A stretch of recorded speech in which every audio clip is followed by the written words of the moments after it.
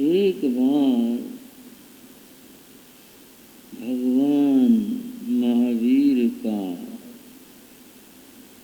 संवत्सरण लगा था। भगवान संवत्सरण में विराजमान थे। धर्म देशना का समय हुआ तो प्रभु ने देशना दी। उस दिन प्रभु ने अपने देशना में फरमाया, आसंच छंदंच विगिंच धीरे। भगवान ने कहा, आशा और तृष्णा इनको छोड़कर तुमं चेव सल्लमाहट्टु, ये कांटे हैं। आशा को और तृष्णा को भगवान ने कांटा बताया। इनको छोड़कर अर्थात इन्हें निकाल कर तुमं चेव, तुम हे मानव तुम सल्लमाहट्टु, शल्य रहित हो जाओ, सुखी हो जाओ। बंधुओं, भगवान ने सुखी होने का मार्ग बताया। पंक्ति तो छोटी सी है, आचारांग सूत्र की है, भगवान की वाणी की है। प्रभु ने कहा, इस आशा और तृष्णा को जो कांटे हैं, शल्य हैं, इन्हें छोड़कर, इन्हें निकाल कर तुम सुखी हो जाओ। सुखी होने का भगवान ने ये मंत्र दिया, ये उपाय बताया।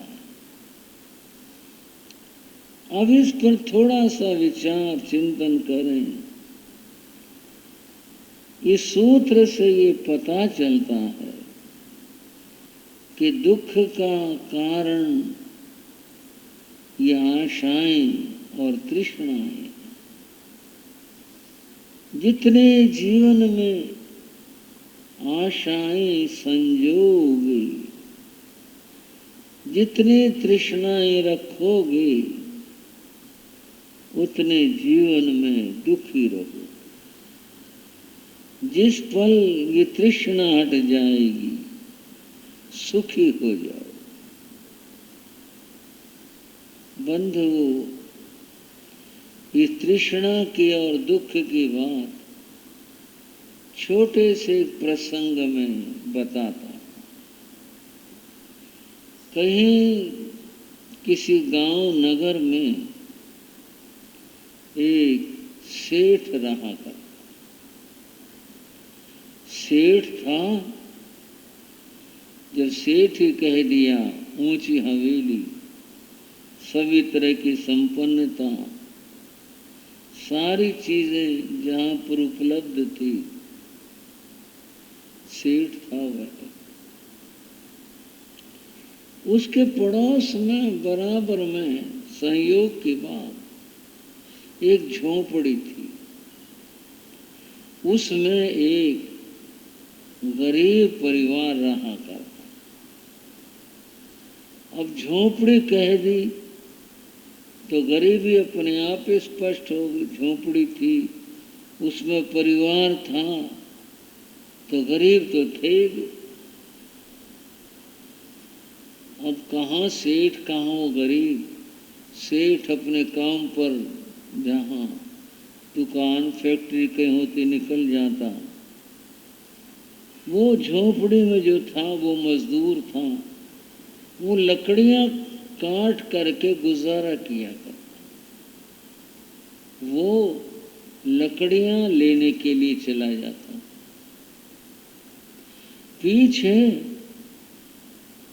दोनों सेठानी भी और वो मजदूरी करने वाला भाई, उसकी स्त्री अपने अपने काम निपटा कर घर के सामने कोई पेड़ था, उसके नीचे आ बैठती। गर्मी थी तो छाया में बैठ जाती, सर्दी होती धूप में बैठ जाती। आपस में समय टाइम काटने के लिए तो कुछ तो बातचीत का सहारा चाहिए। वो आपस में बात करती रहती, क्या बनाया, क्या खाया, आज क्या हुआ। वो कोई घर बार की, इधर की उधर की, जिसको जो मालूम होती वो बात बता देती, सुना देती। यूं दोपहर काटते अपने घरों में आ जाती।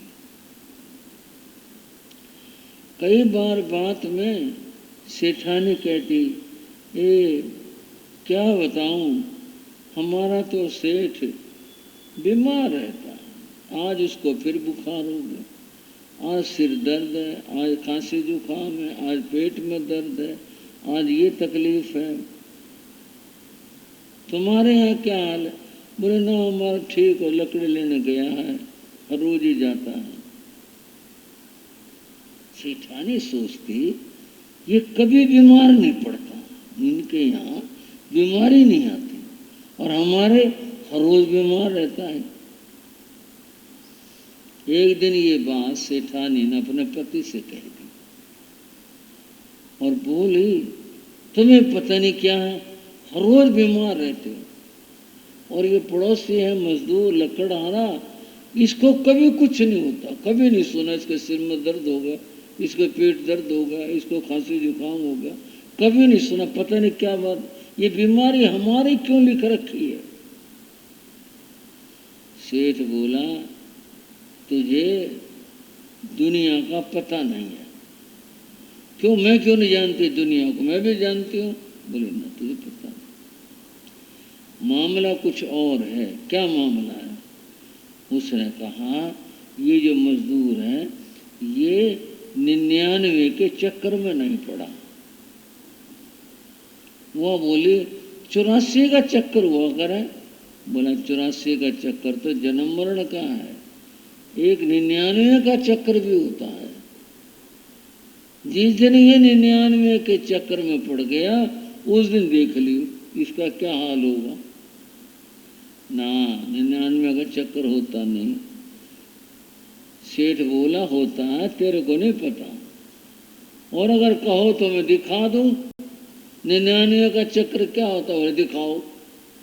बोला, अच्छा। एक थैली सील, कपड़ा था लेकर कोई थैली सील ले। कितनी बड़ी से बता दिया, कोई ज्यादा बड़ी नहीं, जो भी था इतनी बड़ी सीधी, उसने सीधी। वो ले आई। बोले, क्या करोगे इसका? बोले, देखो 99 का चक्कर दिखाता हूँ तेरे को। सेठ ने उसमें चांदी के 99 रुपए डाल दिए और डालकर बोला, वैसा करना, रात को अपने छत पे जा करके इसकी झोंपड़ी के आगे फेंक देना। ये अपने तो 99 रुपए जाएंगे, पर तुझे पता चल जाएगा 99 का चक्र होता क्या है। वो देखने के लालच में बोले, चलो फेंक देते हैं। उसने वह थैली चांदी के रुपयों की, जिनकी संख्या 99 थी, वह उसकी झोंपड़ी के आगे डाल दी। वो सुबह उठे, झोपड़ी में जो मजदूर थे उठे। मजदूर बाहर निकला, उसने देखा पता नहीं क्या पड़ा है, किसका क्या है, गया हुआ हाथ लगाया तो कुछ और, देखा रुपए थे।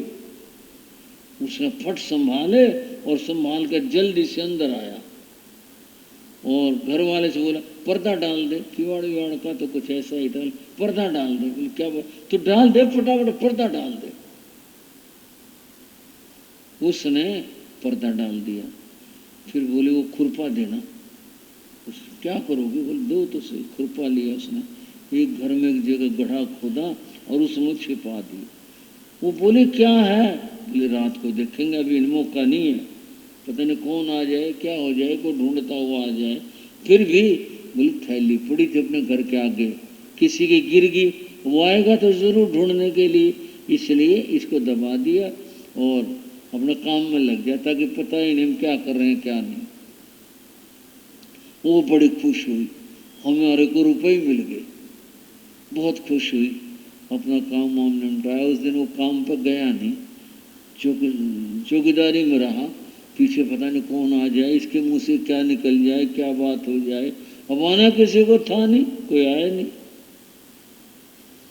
शाम होगी, रात होगी, जब सोने लग गए लोग, देखा सब, उसने दिया जलाया और कहा ले गिनते हैं कितने हैं। वो थैली के रुपए गिने, हाँ भाई कितने निकले? 99 निकले। 99 रुपये मिल गए। इसका तो सुख हुआ नहीं, दुख क्या हुआ? 1 रुपया और होता ना, हमारे भी 100 रुपये हो जाते, हम भी 100 के मालिक हो जाते। क्या बताऊं भगवान, तूने दिए तो सही पर कम दिया। 1 रुपया और होता, हम भी 100 के मालिक हो जाते। चलो कोशिश करेंगे, 1 रुपया कमाने की कोशिश करेंगे। उन रुपयों से उन्होंने अपने कोई चीज नहीं खरीदी, खाने पीने की, कपड़ा, कुछ और कुछ नहीं खरीदा। अपने को सुखी बनाने के लिए उसका तो मुंह बांधा और जमीन में दबा दे, कहा कहीं जाना मत झोपड़ी छोड़ करके। बोल नहीं। वो अगले दिन मजदूरी पर काम पर गया, लकड़ी लेने के लिए गया। अब लकड़ियां तो उतनी आए, उसमें आटा दाल आ जाए वो खा ले। अब रुपया कैसे? रुपया जब होना जब कुछ अतिरिक्त कमाए। उसने ज्यादा काम करना शुरू कर दिया। अगर सुबेरे वो 7 बजे जाता था, 8 बजे जाता था, वो 5 बजे जाने लगा, सुबेरे चला जाए, ज्यादा लकड़ी काटे। और वो ज्यादा लकड़ी उठे नहीं, वो 2 चक्कर करे लकड़ियों के, काम करने लगा।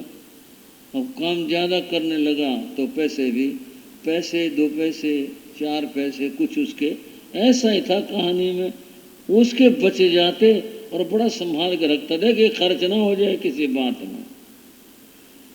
वो ज्यादा काम करने से एक दिन वो बीमार पड़ गया, बुखार हो गया, काम पे गया नहीं वो।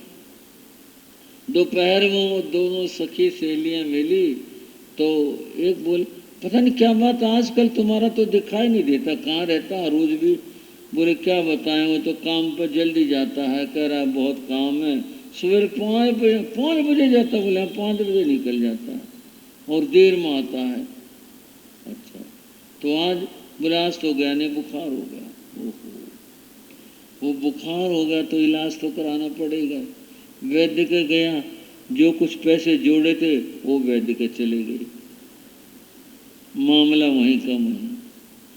वो सेठानी सेठ से बोली आज तो इनका बुखार आ गया। पड़ोसियों का बोला 99 का चक्कर अभी शुरू हुआ है ना, अभी तो देखो क्या क्या होता है। 99 का चक्कर शुरू हुआ, बंद हो, बस यही मामला होता रहा। कभी अपने पत्नी से कहे तू भी चला कर काम पर, तू भी लकड़ी लाया कर, जब ये पैसे कमाएंगे जब भी जाकर रुपया बनेगा। वो तो ऐसे उलझे, कभी कोई बीमार, कभी कोई बीमार, कभी कुछ, कभी खाना भी बना पाए ना बना पाए, थक करके आए। सेठ बोला देख लिया 99 का चक्र, ये 99 के 100 बनाने का चक्र है। और मेरी बात पता है, मेरे पास तो करोड़ों रुपए, मैं तो अरबों बनाना चाह रहा हूँ, करोड़ों के। मेरी हिम्मत देख, फिर भी मैं काम करता हूँ, मेरी कितनी बड़ी हिम्मत है, मैं कितना काम करता हूँ। 99 का चक्र ऐसा ही है भाइयों, आप समझ गए 99 का चक्र। भगवान ने जो फरमाया, क्या फरमाया? आसम च छंदम च विगिन च धीरे। भगवान ने कहा ये आशा और तृष्णा ये दुख का कारण है। उस मजदूर के दुख का कारण पहले भी वो था, आराम से अपना लाता था कमा करके, जो कुछ था अपना रोटी खाई, ठीक था, आराम से, कुछ नहीं था। लेकिन जब से 99 के 100 बनाने का मामला हुआ, तब से ही वो दुखी हो गया। भगवान ने कहा ये आशा और तृष्णा कांटा है। क्या बताया? कांटा कहा इसको, और कहा इस शल्य माटू, इस शल्य को, कांटे को निकाल कर सुखी हो जाओ। तृष्णा को और इस आशाओं को छोड़ दो और सुखी हो जाओ, अन्यथा सुख प्राप्त नहीं होगा। भगवान महावीर ने श्री उत्तराधयन सूत्र में फरमाया, ये जो तृष्णा की परंपरा है ये खत्म नहीं होती। कैसे उदाहरण दिया? जैसे मुर्गी से अंडा उत्पन्न होता है और अंडे से मुर्गी उत्पन्न होती है। ये परंपरा कोई आदमी चाहे कि मैं इसका पता करूँ कब से मामला शुरू हुआ, पहले मुर्गी हुई या पहले अंडा हुआ, कोई व्यक्ति पता नहीं लगा सकता। ऐसे ही मोह का और तृष्णा का संबंध है। पहले मोह पैदा होता है किसी चीज को, फिर तृष्णा आती है, मैं इसे ले लूं।